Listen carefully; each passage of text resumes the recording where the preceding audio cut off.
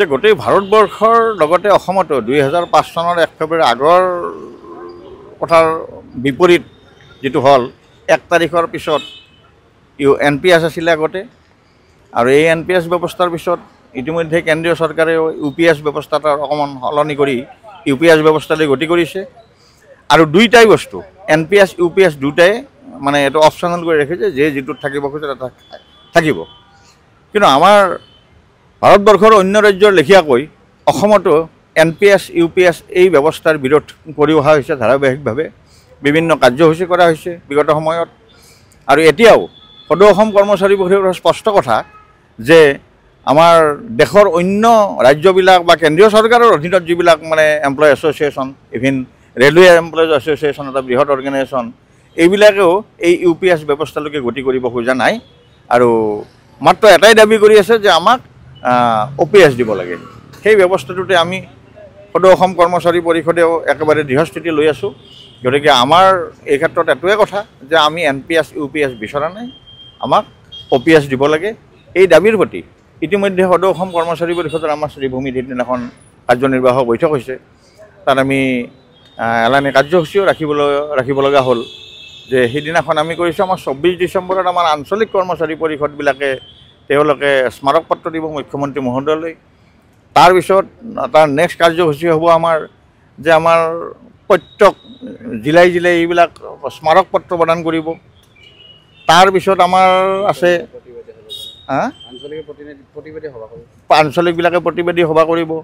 তাৰপিছত জিলাত শেষত আমি ধৰ্ণা বা অন্যান্য কাৰ্যসূচীলৈকে লৈ গুচি যাম 1 ফেব্ৰুৱাৰীত এই কাৰ্যসূচীখন হৈছিলে NPS কাৰ্যকৰী হৈছিল গতিকে 1 ফেব্ৰুৱাৰীত আমাৰ নিশ্চিতভাৱে আমি সিদিনা গোটেই অসমত কৰ্মচাৰী সমাজে কলা দিৱস পালন কৰিম এইখিনি আমাৰ বৰ্তমানৰ কাৰ্যসূচী হয় ইতিমধ্যে আমাৰ সভাপতি মহোদয়ে কৈছে যে যি NPS ব্যৱস্থা এই NPS ব্যৱস্থাই আমাক আশ্বস্ত কৰিব পৰা নাই আৰু অতি সম্প্ৰতি ভাৰত চৰকাৰৰ লেখিয়াকৈ অসম চৰকাৰেও UPS ব্যৱস্থাৰ ইয়াত নটিফিকেশ্যন জাৰি কৰিছে অসমত যে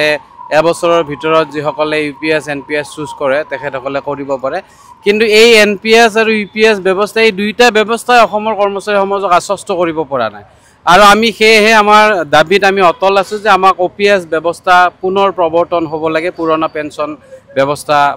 পুনৰ বাহাল হ'ব লাগে আৰু সেই উদ্দেশ্যে 12 অক্টোবৰত আমি সদৌ অসম কৰ্মচাৰী পৰিষদৰ উদ্যোগত অভিৱৰ্তন অনুষ্ঠিত কৰিছিলোঁ এই অভিৱৰ্তনত বিভিন্ন আমাৰ জিলা কৰ্মচাৰী পৰিষদ আৰু বিভিন্ন আমাৰ অন্তৰ্গত সংস্থা সংঘই পৰামৰ্শ দিছিল সেই পৰামৰ্শবিলাক সংগত কৰি আমি বিগত 23 নৱেম্বৰত শ্ৰীভূমি জিলা কৰ্মচাৰী পৰিষদৰ আতিথ্যত আমাৰ কেন্দ্ৰীয় কাৰ্যনিৰ্বাহক হৈছিল আৰু সেই কেন্দ্ৰীয় কাৰ্যনিৰ্বাহকতে এলানি আন্দোলনৰ কাৰ্যসূচী ঘোষণা হৈছিল সেই অনুসৰি সভাপতি মহোদয় কোৱা লেখিয়াকৈ যে প্ৰথমটো কাৰ্যসূচী 24 ডিচেম্বৰত সদৌ অসম কৰ্মচাৰী পৰিষদৰ অন্তৰ্গত প্ৰতিখন আঞ্চলিক কৰ্মচাৰী পৰিষদে অসমৰ মাননীয় মুখ্যমন্ত্ৰীলৈ NPS ব্যৱস্থা বাতিল কৰি OPS ব্যৱস্থা প্ৰৱৰ্তনৰ হকে স্মাৰক পত্ৰ প্ৰদান কৰিব তেখেতসকলৰ সংশ্লিষ্ট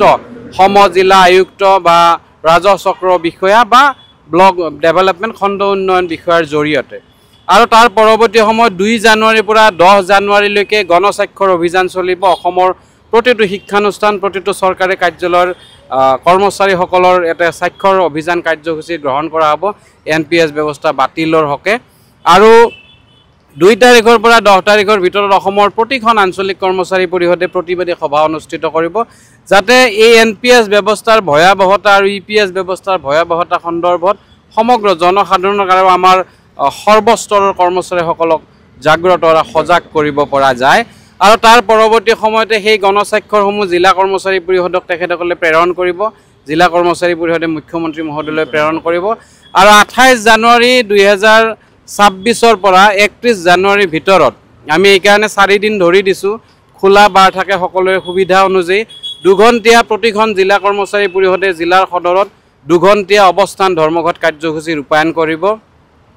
আমি সকলোৱে জানো যে 1 ফেব্ৰুৱাৰী আমি সদৌ অসম কৰ্মচাৰী পৰিষদে কলা দিৱস হিচাপে পালন কৰি আহিছো এই 1 ফেব্ৰুৱাৰীতে NPS ব্যৱস্থাৰ প্ৰৱৰ্তন হৈছিল আৰু 2026 চনৰ 1 ফেব্ৰুৱাৰীৰ দিনাখন আমি কলা বেজ পৰিধান কৰি এই কলা বেজ পৰিধান কৰি কলা দিৱস পালন কৰিম NPS ব্যৱস্থা প্ৰৱৰ্তনৰ বিৰুদ্ধে আৰু সমগ্ৰ অসমৰ প্ৰতিখন জিলা সদৰত সংশ্লিষ্ট জিলা কৰ্মচাৰী পৰিষদৰ উদ্যোগত মটৰ চাইকেলেৰে সমদল কৰি এই সজাগতা সৃষ্টি কৰা হ'ব ইয়াৰ প্ৰতিবাদ জনোৱা হ'ব আৰু এই সমগ্ৰ প্ৰক্ৰিয়াৰ এটাই লক্ষ্য এটাই উদ্দেশ্য যে NPS ব্যৱস্থা বাতিল হ'ব লাগে আৰু পুৰণি পেঞ্চন ব্যৱস্থা পুনৰ প্ৰৱৰ্তন হয় NPSৰ অধীনস্থ পেঞ্চন নোহোৱা কৰ্মচাৰীসকলৰ অৱসৰকালীন জীৱনৰ যি নিৰাপত্তা এই নিৰাপত্তা সুনিশ্চিত হ'ব লাগে। আপুনি বিচৰা বাতৰি পাব কেৱল নিউজ 18 এপত। নিউজ 18 এপ ডাউনলোড কৰিবলৈ স্কেন কৰক এই QR কোড। গুগল প্লে ষ্টৰতো পাব এই নিউজ 18 এপ।